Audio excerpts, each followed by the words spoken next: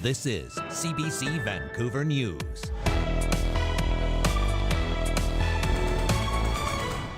This is a travesty for all those that are involved. Two brothers are killed by an avalanche in BC, the latest victims in an already deadly season.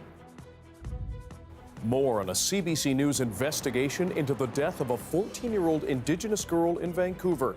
We'll share what we found in a search warrant. This is supposed to be our entertainment district where all the tourists come to. As this is what they see in Vancouver. It's sort of embarrassing. And the push to clean up Granville Street amid numerous challenges. Good evening, I'm Dan Burritt. Thanks for joining us. Two brothers from the U.S. are the latest victims of a deadly avalanche in BC. A third person is now in hospital. The three were caught yesterday afternoon while on a guided heliskiing tour near Revelstoke. The victims are 59-year-old John Kinsley and his 57-year-old brother, Tim, businessman from Pennsylvania. The third victim is their guide with Banff-based CMH Heliskiing. The company says all three were found by their transceivers and taken to Kelowna General Hospital. The guide was in stable condition at last check. In a statement, CMH says the thousands of guests who ski with us each winter are our family. It's impossible to put into words the sorrow that we feel and the sadness that is shared by our guests, their families, and all of our staff. Another person, meanwhile, was taken to hospital yesterday after being caught in a separate slide near Cherryville, north of Kelowna. This is a travesty for all those that are involved. I know that the companies that take people up into those areas take every precaution, and that they deal with their clients very, very closely prior to. Obviously, the experts on those crews know what to expect, and sometimes Mother Nature just has different plans. 5 people have now been killed in avalanches in BC so far this season. That includes 2 off-duty Nelson police officers near Caslow and a snowmobiler near Valemont. Avalanche Canada says people need to avoid that terrain, even if they're experts. It says this season's snowpack is unusually weak, with conditions that only happen once every decade or two. The provincial government is pleading with people to be prepared and extremely careful, comparing current conditions to 2003, where 29 people were killed in slides in Western Canada. These conditions are likely to last a long time, especially in the interior and the northwest. Delta police have harsh words for some drivers after yesterday's 8-hour closure in the southbound lanes of the Alex Fraser Bridge. Today, police say the closure was for safety reasons as they tried to save someone's life. Police say a number of frustrated drivers became a threat to the person at risk and to their officers. The force claims some drivers walked up the bridge deck, interfered with the scene, and shot videos of the person in crisis. Others honked horns, yelled, and drove through barricades. Police say an impaired driver was also issued a 90-day driving ban and their vehicle seized for 30 days. The force says it will review the incident to lessen the impact on the public in the future. We have an update now on a CBC News investigation into the death of a 14-year-old Indigenous girl. Her body was found in a downtown Eastside apartment last year. Our journalists have now unsealed a search warrant relevant to that investigation. As Michelle Gassoub tells us, it reveals police had searched the apartment where Noelle Osoup was found dead before. Noelle Osoup's body was found in this apartment in the downtown east side several months after she died. The remains of the 14-year-old and an adult woman were missed in an initial police search of the apartment when police found tenant Van Chung Pham dead of an overdose. The documents obtained by CBC reveal police had searched the one-room unit less than a year before as they investigated Pham for sexual assault. My spirit left my body, and then it was like I was just laying there and I could just see what was going on, but not being able to do anything. This woman says she was sexually assaulted by Pham in his apartment in November 2020. She went to the hospital and 2 weeks later reported the assault to police. I felt like I just had to do it, so I did it right away. Police then applied for a search warrant for the Heatley Block apartment, which has now been unsealed by CBC for the first time. It reveals how police investigated Pham, going off only the name Jimmy, a description of his appearance, and his cell phone number. Police accessed a database that uses GPS information to track the movement of cell phones.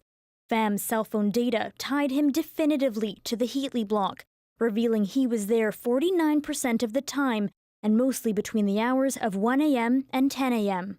The document also says a detective with the sex crimes unit spoke with Fam's landlord, who says he paid rent through social services and would frequently bring women to his apartment. The contents of the search warrant raise as many questions as they answer, like why police didn't find Noel Lesoup's body in apartment 16, especially since they'd searched it before and were actively investigating an alleged sexual assault that had taken place inside. Police said Fam was a hoarder, making the bodies impossible to find. Fam's alleged victim remembers the apartment differently. He kept it pretty clean all the time. I think he was very specific about that. He made his bed. Inside the apartment, police searched for a black leather couch, a small bed, a green 1990-style blanket, and cellular phones. All items that could corroborate the account of the sexual assault. Noel Lesoup's family says they're grateful to the young woman who reported her assault to police. I sympathize with her, empathy goes towards her. But yeah, it just goes to show what a strong woman she is to be able to do that. But, it just seems like the RCMP and the VPD down there are just not doing their job as properly as they should be. The Vancouver Police Department not commenting on the case, as the deaths of Noel and the adult woman are still under investigation by the VPD's Major Crime Unit. Michelle Gassoub, CBC News, Vancouver. A man who dug up fossilized dinosaur footprints from a protected area in northern BC has now been fined and sentenced to nearly a month behind bars. The Six Peaks dinosaur track site contained more than 500 dinosaur footprints like these across 750 square meters of land. A provincial court judge has now ruled that Benward Dale Ingram and 3 others extracted the tracks from the site near Hudson's Hope using power tools and a sledgehammer. They only stopped their 2-hour excavations when witnesses showed up, causing considerable damage. So when you start removing those things, you're really removing information that helps you interpret the entire track site. There's some really interesting things in that track site, like there's a spot where it really looks like one of the dinosaurs slipped in the mud. And, if you start removing things like that, you're going to lose that kind of context. The track site has been protected under the Provincial Land Act since 2016 and can only be used for conservation and preservation. A BC Securities Commission panel has ruled that a Sooke man defrauded an investor in a well-known Vancouver Island hotel. The case centers around the ownership of the Sooke Harbour House. Timothy Craig Durkin told an investor that his holding company owned the hotel, but it didn't. The panel found that false statements about the ownership led the investor to advance $1 million for shares in the hotel. The money has never been recovered. The hotel remains closed for renovations with no timeline for when it might reopen. A totem pole taken from the Newhawk First Nation in 1912 by the Royal BC Museum is now being returned. Newhawk Nation hereditary chief Derek Snow's great-grandfather carved the totem in the 1800s. Records indicate it was transferred to the Royal BC Museum for $45. But Snow doesn't think the family's totem would have been just given away. We have a hard time believing that because, grave posts are grave posts in our tradition. And we always have to take care of our people that have passed on. The museum said it would return it in 2019, but when Snow didn't see any progress, he took legal action last year. And 2 weeks ago, the museum finally moved. It's expected to arrive back in Newhawk in mid-February. The federal Conservative leader is in town for consultations with First Nation communities and industry. Pierre Poilievre says he's looking at new approaches so First Nations can have more control over their revenue stream. He says these would be optional and would not affect any Indigenous treaty rights or existing funding agreements with government. There are obviously going to be questions that we need to work out, and that's why we're consulting and listening to the people most affected and with the most knowledge. Aside from the resources and the benefits that we get off of resource development in our territories, it'll advance our communities into better quality of life. Poilievre says consultations will continue across the country with the help of his shadow cabinet. Vancouver Mayor Ken Sim addressed members of the business community in Vancouver today. He used his State of the City address to the Greater Vancouver Board of Trade to suggest the so-called No Fun City title might be taken down. I envision a Vancouver in the not-so-distant future that is super exciting again. A Vancouver with a renewed swagger.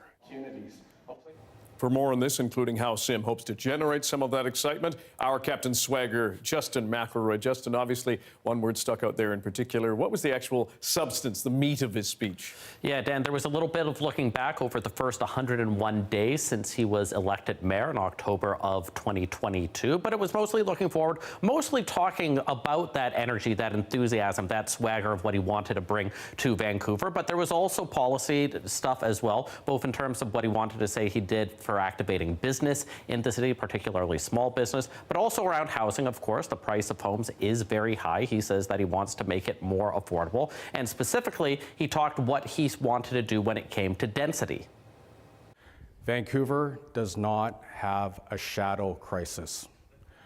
Vancouver does not have a view cone crisis.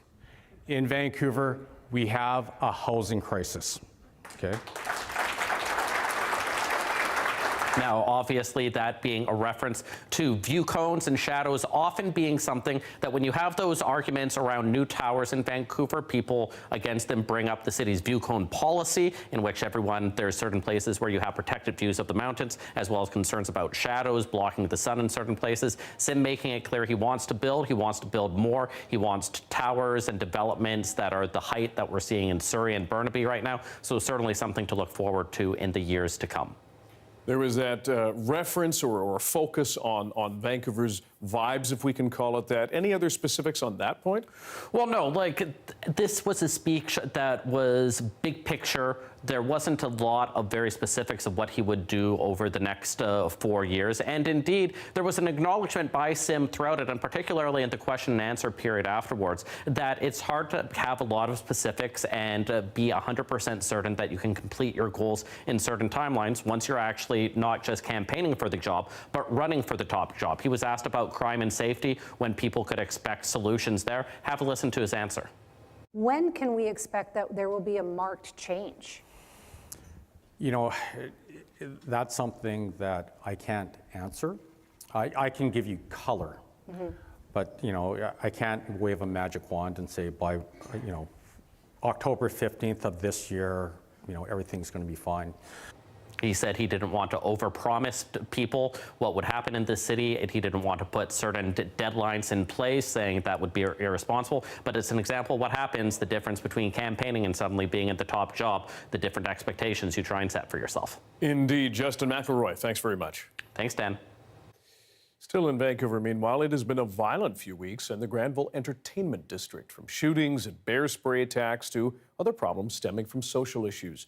Janella Hamilton reports on the push to revitalize the area with a stronger sense of safety.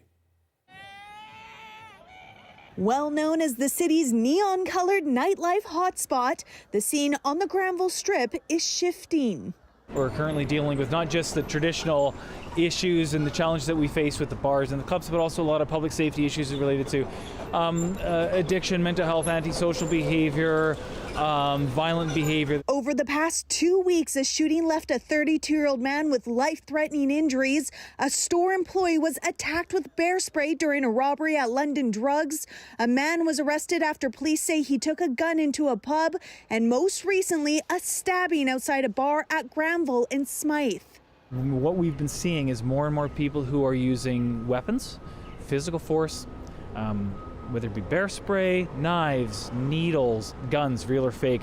Along with the rise in violence, some parts of the streets are lined with garbage. A recent survey from Good Night Out Vancouver found 89% of 231 respondents feel unsafe in the Granville Entertainment District. It's not safe, it's dirty, you don't really know who you're going to run into. There's just a lot of uncertainty. This woman lives in the neighborhood. She says she's been chased home by strangers and had to duck in stores and restaurants. I don't walk down this street that often. It's a very rare occasion. The VPD says more officers will be patrolling the area, and targeted enforcement will focus on those deemed chronic repeat offenders. Councillor Sarah Kirby-Young says safety is her #1 priority for the neighborhood. And you want to make sure that people feel that they can go out and enjoy themselves, whether it's during the day or the nighttime. To that end, the city is planning an 18-month Granville street planning program aimed at cultural and economic revitalization between Robson and Drake Streets. It will look at ways to increase hotel developments and improve rezoning policies and allow for time to make upgrades to social housing units in the area. Council will vote on the report at the end of January. So separate from the planning initiative, we are investing additionally in providing support for street cleanup and sanitation. Moves she hopes will bring a safe hustle and bustle back to Granville Street. Janella Hamilton, CBC News, Vancouver. YVR wants to hear from you if you had to endure the massive travel disruptions over the holidays. The public engagement process is on top of their operational review of what happened. The airport authority is using an online feedback form, focus groups and panels, and they're accepting written submissions. Phase 1 starts at the end of this month. A Fisheries and Oceans Canada report says there is no statistical connection between fish farms and sea lice found on wild salmon. But critics are skeptical, saying past studies have shown fish farmers undercount lice. This is all industry data. It's been shown to be unreliable. It was a very clumsy analysis, and it does nothing to refute all of the detailed science from the major universities of Canada. The BC Salmon Farmers Association has declared the report as proof that farms are safe, even as the report notes that sea lice infestations are growing along the coast and can be harmful to juvenile wild salmon. Critics maintain more research is needed.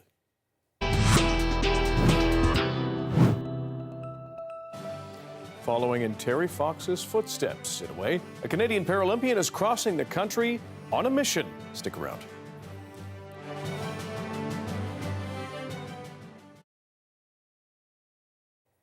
Hello to everyone watching our commercial-free live stream. Thanks for being here. The community of Delaney in the Northwest Territories is often touted as the birthplace of hockey. Until recently, its rink was less than desirable because it was made of gravel. It's now been upgraded to concrete, allowing that community to better develop and nurture future stars.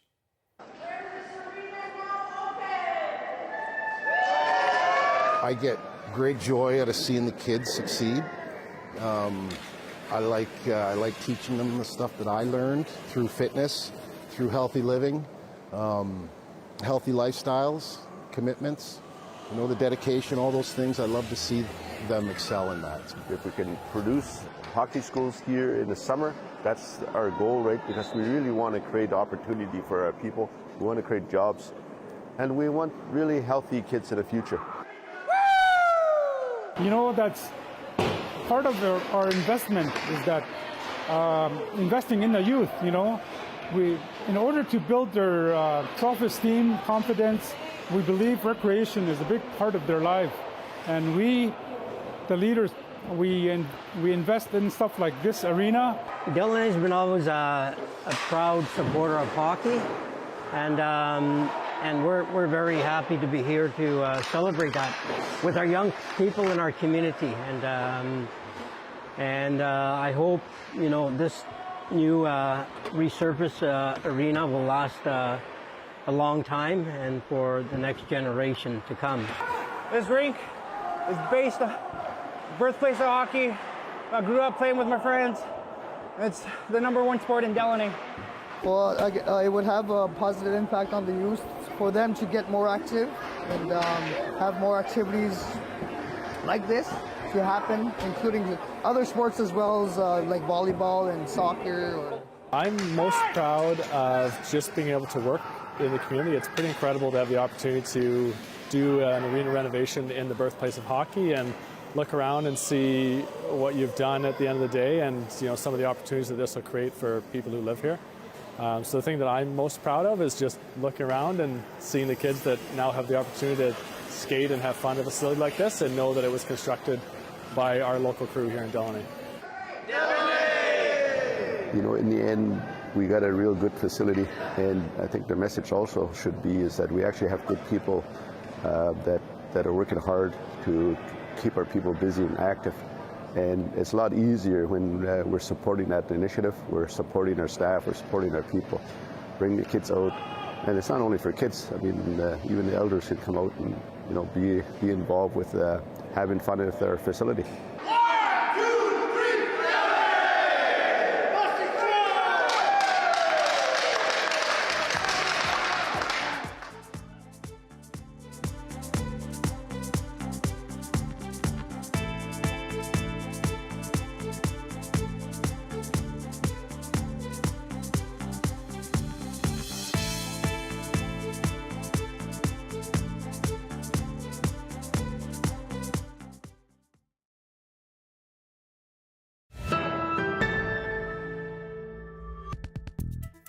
A Canadian Paralympian is crossing the country like Terry Fox did nearly 45 years ago. Instead of running, they're going to be sledge skating. Corey Bullock has more from Invermere, where the Skate of Hope stopped here in BC. Since he was a teenager, Tyler McGregor has had an influential role model. You know, I grew up in a small town in southwestern Ontario. We did a Terry Fox run every single year. So from an early age, he became an inspiration to me and many other people. An inspiration that soon took on a whole new meaning. When I was 15, I broke my leg in a hockey game, and through that recovery process, found out and was diagnosed with spindle cell sarcoma, a form of bone cancer similar to osteosarcoma, which is what Terry Fox had. His left leg was amputated above the knee. Now, McGregor is following Terry Fox's footsteps, but instead of running, he is sledge skating across Canada and fundraising. His goal is $100,000 for the Terry Fox Foundation. I hope it's a signal of possibility for anyone. That's what Terry Fox inspired in me, and I hope I can inspire that in other people as well. Terry Fox did his best to run right across this country, and that was fantastic in his day. And now here we've got Tyler doing the same thing, skating across Canada. McGregor is not on a direct route. Instead, he's skating 42 kilometers in each province, the grueling distance Terry ran each day. Invermere's Whiteway is the world's longest wilderness skating trail. The Toby Creek Nordic Club set up these 30 kilometers in 2006. Now, McGregor's third stop on his skate across the country. I think it's a great cause and that everyone should join in. After this, McGregor will carry on to Ottawa and the Rideau Canal to raise awareness and maybe even inspire young athletes. Being a part of a team teaches you so much about empathy and being a good teammate. You know, and I hope this, the Sledge Skate of Hope just kind of inspires young people to understand and that they can do anything they want to. Doing his best to follow in his idol's footsteps. Corey Bullock, CBC News, Invermere. Ooh, misty night out there. Can't even see City Hall across the Cambie Bridge. We are set to get a bit more clear, though, on the south coast. Johanna will have your BC-wide forecast after this.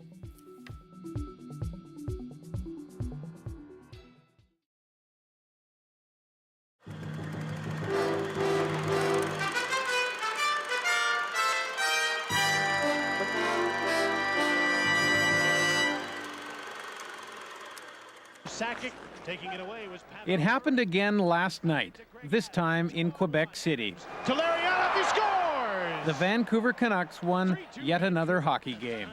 Sure, the regular season is barely half over, but the Canucks are on a club record-setting pace.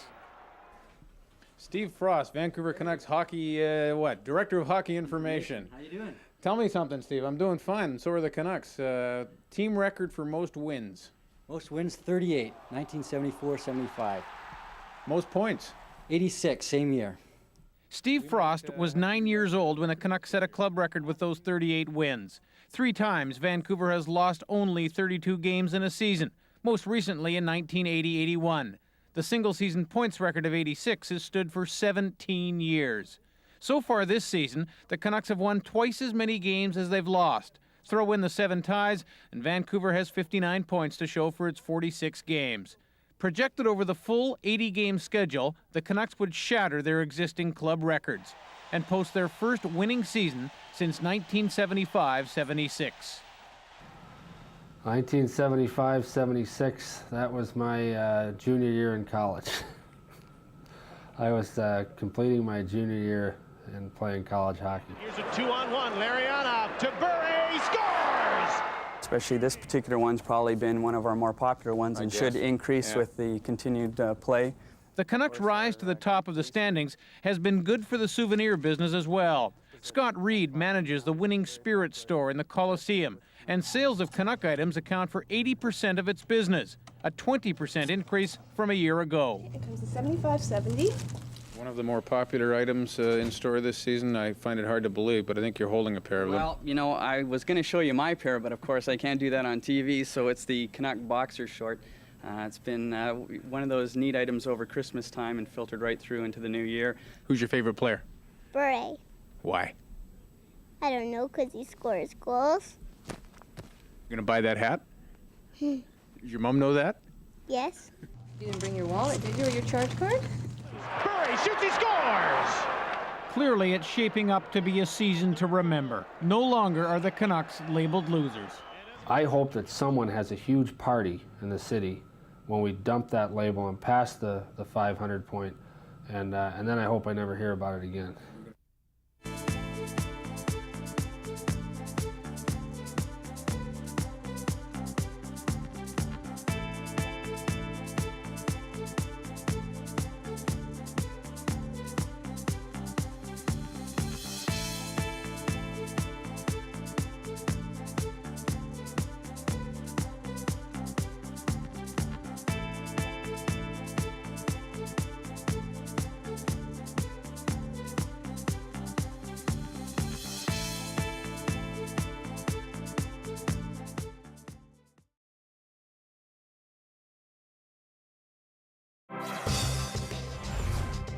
Hi, I'm Amy Bell, and here's what's in your CBC Vancouver inbox. Celebrate the city's most impactful leaders with Anita Bath at the annual Vancouver Magazine Power 50 Awards. Join the fun February 2nd at the Terminal City Club.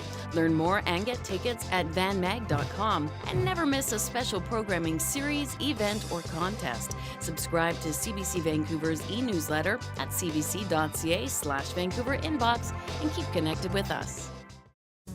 The weather update is brought to you by Direct Buy Furnace, installing the most reliable heating and cooling brand. It's hard to stop a train.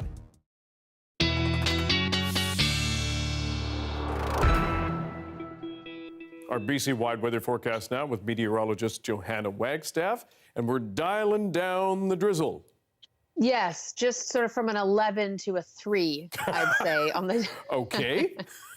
on the drizzle scale that I just made up right now. Yes, we've got just some morning drizzle to get through after what was pretty much an all day of the stuff. We'll see some sunshine tomorrow, too. Let me show you what that looks like on the satellite and radar.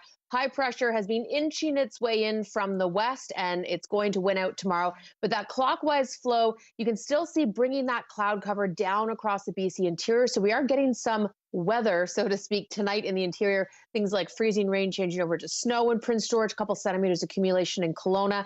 That snowfall warning has ended for the mountain passes. But watch as I take you through the overnight. You can see sort of that purple in the interior just for the next couple of hours. There's a little low pressure system that returns for Thursday. It skirts through quite quickly, bringing some good snow to the Rockies. So it's sort of an on again, which would mean the sun tomorrow afternoon, off again, which means the rain on Thursday. But that snow is still much needed. Just taking a quick look at that snowpack forecast over the next few days. And we will see a good 20 to 40 centimeters of snow for both parts of the coastal mountains and the Rockies. So hopefully picking up some of that deficit over the past couple of weeks. Then the next thing we'll watch for as we head into Saturday night and Sunday is that deep freeze. And Environment Canada is keeping their eye on this system too. Watch that purple start to move into BC. We get a couple of waves of it really starting Saturday night into early next week. And that's when our overnight lows in Metro Vancouver will take a bit of a nosedive. I'll have to keep my eye on any system snow. Nothing really materializing yet, but it is going to be cold for sure. So drop in the drizzle for some snow in the long range potentially, but we got a couple of nice days in between, Dan. I think we'll take it. It'll be all right. Yeah. And the Something drizzle for everyone. was bearable. It was bearable. You're right. We did it. What an accomplishment. Thanks, Yes. Jill. You're welcome. And that's your late news for Tuesday. Thanks for joining us tonight. For news anytime, check our website, cbc.ca/BC. Your next local news is on the early edition on CBC Radio 1 and starts tomorrow morning at 5 o'clock. Good night